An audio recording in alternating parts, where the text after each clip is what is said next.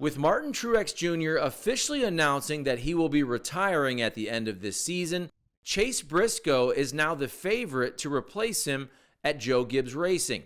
Earlier in the week, Briscoe discussed his career uncertainty after his team, Stewart-Haas Racing, announced that it will shut down at the end of this season.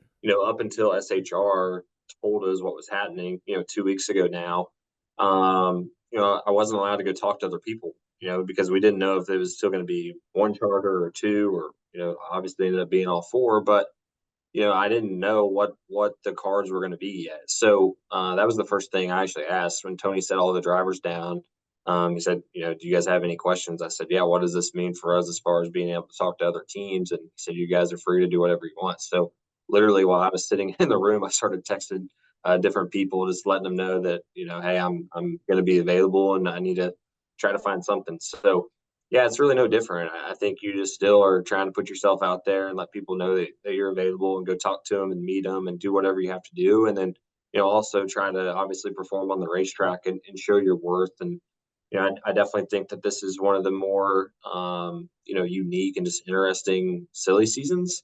And the fact that there is so many drivers, we've never really been in a situation where there's this many drivers that are already in the Cup Series looking for a job. But then also you have the normal, Xfinity and truck guys trying to move up too. So, just trying to make sure that I'm not left out. I don't have anything to fall back on. I'm not like some of the other people where, they have a family business or something like that. And, with a 2.5-year-old, a wife, and then twins on the way, I definitely can't afford to be left out and not have anything. So I've just been really trying to do everything I can to, put my best effort forward on the racetrack and obviously off the racetrack too, and just trying to, prove my worth to whoever may be out there looking. How about your partners? Have you had any commitments from them, or did you have to go to them, or is any of them committed to you so far to help you find that next opportunity? Yeah, I mean, there's not been anything, on paper signed, but, I think all of them have been pretty happy with, the relationship we've been able to build over the last couple of years. So, all of them were definitely willing to talk to whoever, it ended up going to wherever I end up. But yeah, I don't think there's definitely, I know for a fact there's not any commitment on paper. And even that was one thing I would say that Mahindra was pretty adamant about, is that when I started this whole process, they were obviously one of the first people I called, and they made it pretty clear that they don't want to be the main topic of discussion. They want a team to hire me for me and not because of who I can bring. And even from their side, they felt like it was better for them when they do go back and try to sell it to, the high ups. If a team comes to me and says, hey, we want Chase for Chase and not because of Mahindra Tractors or highpoint.com or whatever, it was easier for them to internally sell it as well. So yeah, nothing on paper, but I am pretty confident that, I have a great enough relationship with, the Mahindra Tractors and highpoint.com and all these people that, whatever I end up finding and landing, I'm sure that there's going to be discussions there. But yeah, nothing really on paper by any means as far as that stuff goes. What would you say your experience at SHR what have you taken from it that will help you prepare for whatever the next opportunity is? I mean, you obviously have gotten the opportunity to work at a top level, one of the largest current organizations, having that experience of working with people like Tony Stewart and Kevin Harvick. Just what do you think you'll take from SHR wherever you end up going? Yeah, I would say, one thing that kind of stands out more than anything is just, being able to, I've been at Stewart-Haas through different times of, life for Stewart-Haas, right? I was here in 18, 19, 20 when everything was going great. Seemed like we couldn't lose races if we even tried. And now I've been on the other side of it, 21, 22, 23, and now where, we're on the opposite side of the hill, so to speak, when it comes to, just the momentum and the performance side. So, I think just being able to, wherever I go, I've been able to kind of go through adversity, and I've kind of seen both sides of why it's been successful when it's been successful. And, when it's on the other side of things, kind of understanding different areas that need to be pushed and how to push those areas. And, from a communication standpoint, literally everything from top to bottom. So I think that's one thing that no matter where I go, whether it's a team ready to win or a team that's kind of on the other end of it, I have experience at kind of all those structures of life, I guess, from a race team standpoint, where some people, they've never been able to experience one or the other. So, that is the one thing I think that, as unfortunate as it's been to struggle the last couple of years, I do think it makes you kind of want it a little bit more, and just, it makes you hungry, especially whenever you've been able to feel what the other side feels like, and the Xfinity stuff, all the wins we were able to do. And even in 2022, the first year next gen, going to the round of 8, winning at Phoenix, I've got to know, and I know what that feels like. And, being able to kind of go through this downtime over the last, 2 years, I think has been honestly a good process for me, and just personally, just understanding that side. And, it's truthfully something I never really experienced in my career before, and was something that I felt like has probably made me stronger as a race car driver, just understanding how to, maximize days when your car is not good. And just all the things that kind of come along with that. You kind of touched on performance. It seems like you kind of have, you guys that are there kind of have like this tightrope to walk to the end of this season. You obviously want to do as well as you possibly can, both for Stewart-Haas Racing, but also for whatever potential new opportunities you have. But also, there are like hundreds of employees there who have an uncertain future, and you got to have good people around you to keep having those good performances. Yeah. So when we were talking to Josh Berry last week at the production facility, he said like getting people to stay was probably the biggest hurdle. And I just wondered for you, like, how do you look at that? Do you look at the next several months? Is it going to be, do you feel like you will have what you need to accomplish good things? Or do you think it's going to be like a week to week sort of battle to see who's still there and who isn't?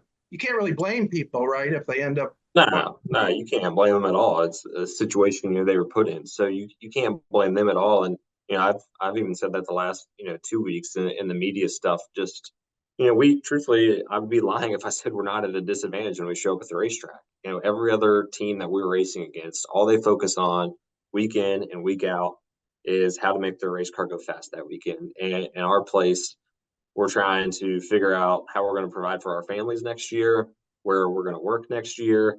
And on top of all that, how am I going to get a fast race car to the racetrack? So yeah, it's 100%. It's a real thing. And, I would say that it's going to go in kind of ups and flows. I think these first 3 to 4 weeks post the time we got told will be telling, because I think, people are like, I know every single guy on my team right now is taking interviews. So, I think that it'll be hot and heavy these first 3 or 4 weeks. And then I think if we can survive, that 4 or 5, week stretch, I think if they stay those first 5 weeks after, then they're probably in it for the long haul. But then I think towards the end of the season, it's going to kind of ramp back up, and guys are going to be trying to make sure they have something. So I would be lying if I said it wasn't a concern. That I do think it's going to be really hard for us to potentially get cars to the racetrack how we want to, just from a people standpoint. Just literally, I was over in the shop, an hour ago, and one of the guys told me this is his last week. He's going to work somewhere else. So, yeah, I mean, it's real. It's 100% real. But I do think, as far as the road crew guys go, I'm pretty confident that all of them are committed for the long haul. And we're a pretty tight knit group. We've been together for 4 years, just working on, with me. But even before that, they were with Clint, and I would say they're easily top 3 group in the garage. So I'm pretty confident that we'll be able to stick it out. But the shop guys and stuff like that, it's going to be a challenge for sure. And is there just like let's prove them wrong? Just in the end, will success still help your situation? Just like it kind of every 100%. I mean, that's what I told our guys when all this went down. I said, look, at the end of the day, we can pout and whine about it, but the circumstances aren't going to change. And all that we can do is, control what we can control. And I can assure you guys that if we're winning races and running up front, it's going to be way easier for us to find a job than the guys that aren't winning races and running up front. So that's kind of what we've been trying to focus on. And, truthfully, the last 5 or 6 weeks has been a struggle for us, but hopefully we can turn that around these next couple of weeks and kind of get back on track. Thanks a lot, Chase. Appreciate it. Thanks, Jim. Go to Stuart Weber. Hello, Stuart. Hello. Hey, Chase. Hey, Can you speak to just kind of how your relationship has evolved over the course of the season with Ryan, Josh, and Noah. I mean, you guys start out as teammates with two guys jumping into the team for a first year, and now you all find yourself in a very unique position, but you're all kind of in that same unique position. Yeah, it is. It is unique to say the least. Yeah, I think that it's been truthfully probably the most fun I've ever had at Stewart-Haas this year, just with how well the teammates get along. And, in the past, I got along really good with Eric and Kevin and, Cole, but it's just been a different, camaraderie, I would say, amongst the four of us. Up till the announcement, we've worked so well together and really tried to bounce things off of each other and just tried to help each other out. And I think we still are doing that, but I would say, at the same time, we all know what's happening, right? Like we're all four of us are competing for the same jobs. And so I think we still want to help each other out, but it's definitely probably became not cutthroat, but like we all know, right? Like we know that one of us is potentially going to get left out of a ride or two of us or whatever. And we know that we're competing against those guys week in and week out for our livelihood now. So it has changed the dynamic, I think, a little bit. But yeah, I mean, we still all get together, literally just before this, we all sit down and we're going through Iowa stuff together and things like that. So we still know that at the end of the day, us helping each other out is only going to boost the performance of all of us. And we need to do that to kind of show our worth. So yeah, I think that, it's been a cool dynamic, truthfully, just getting to be around those guys and be around a group that is all relatively the same age as me. And even from the experience standpoint, we're all kind of the same, where in the past, I never really had that as far as teammates go. So it's been a lot of fun. Have there been any current or former drivers who you've kind of leaned on maybe for a little bit of advice on how to approach this period and kind of some of the advice they gave you? Yeah, I would say, the one guy that I have talked to quite a bit is Eric, at Amarola. Me and him just, especially the last 3 or 4 years, became pretty close. And just talking to Eric and just bouncing ideas off of him of how to approach things. He's been through different transition periods of his life and driving for different teams and things like that. So, I called Eric and just asked, different things, really. There was all kinds of advice he gave me. But, I think the biggest thing from Eric's side of things was, don't change who you are. Don't change what you're doing. Just trying to, get something new, stick to Chase Briscoe and keep being Chase Briscoe and don't try to act like somebody you're not. And, if teams want you, they're going to want you because you are Chase Briscoe and not some, guy you're posing to be like. So that's been one thing I would say that kind of stood out is, not changing who I am, not changing the process of the things I go through. And, if that's enough for a team, then it's enough. And if it's not, it's not. But, I'm not going to change who I am, just trying to, get a job in a sense. So the media platform has changed a lot, and you can see it right before your very eyes.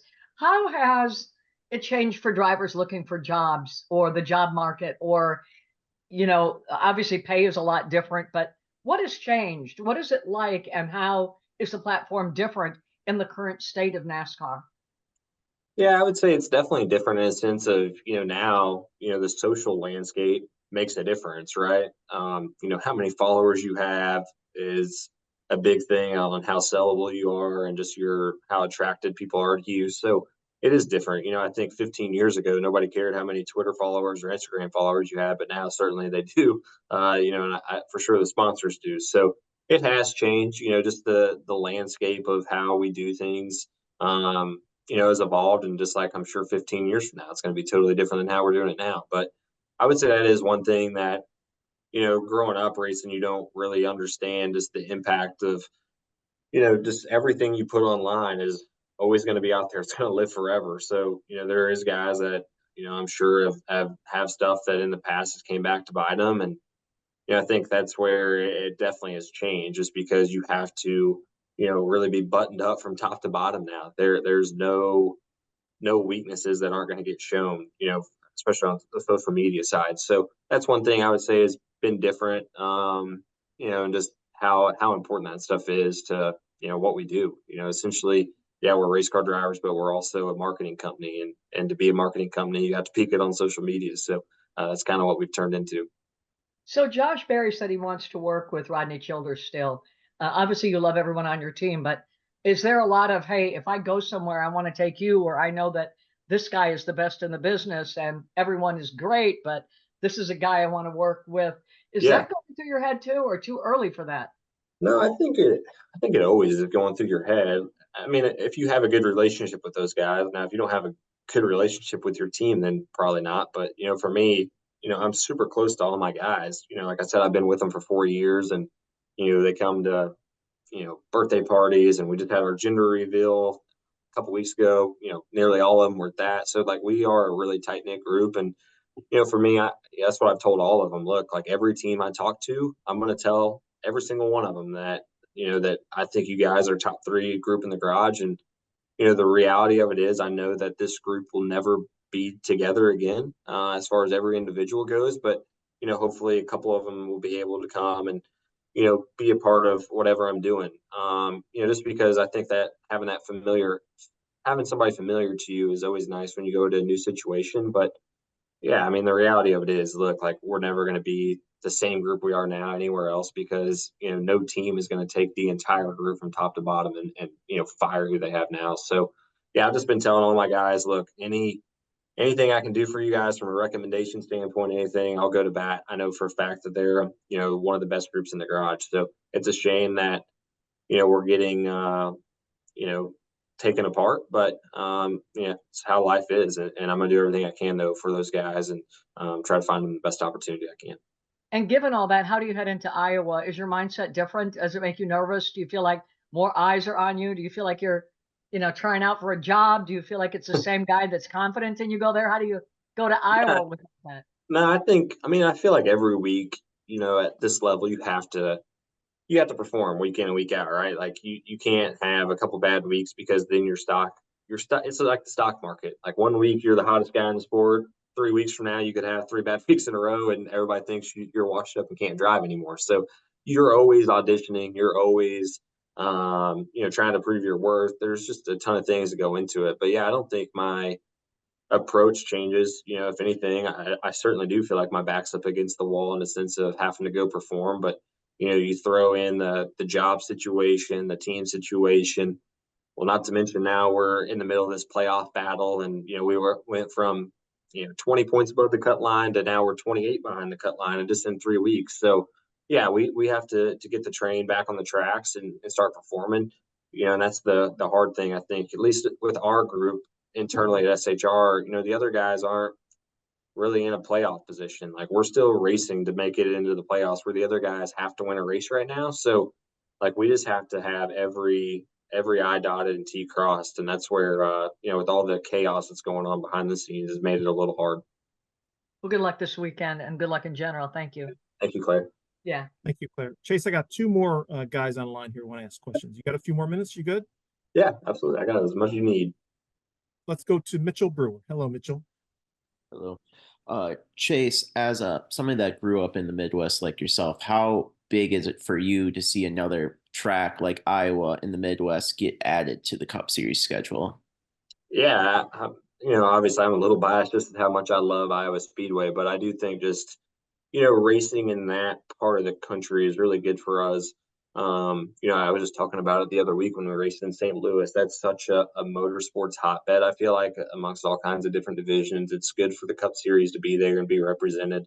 And I feel the same about Iowa. It's the heart of the Midwest. A lot of motorsports in that area. Knoxville's right down the road. You got the National Sprint Car Hall of Fame, and a lot of guys that have roots to sprint cars are going to be running 25 minutes up the road, on Sunday running the Cup race. So I think anytime we can have that crossover is always good.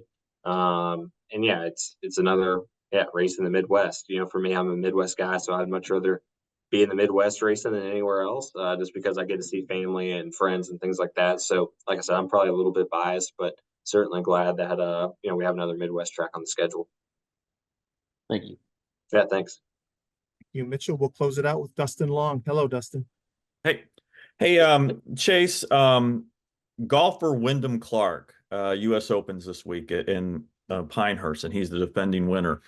He was asked the other day about, I guess, kind of the loneliness of golf. And obviously golf's gonna, there's been a lot of talk about mental health and different things like that. And one of the things he said, I want to read a little bit of what he said and get your perspective on it. And he goes, too often, I think players, including myself, get tied up so much in score and outcome. And the game of golf is so frustrating, so hard. there are those really lonely times when you miss the cut, you throw your clubs in the car, you drive off, and you're very pissed off.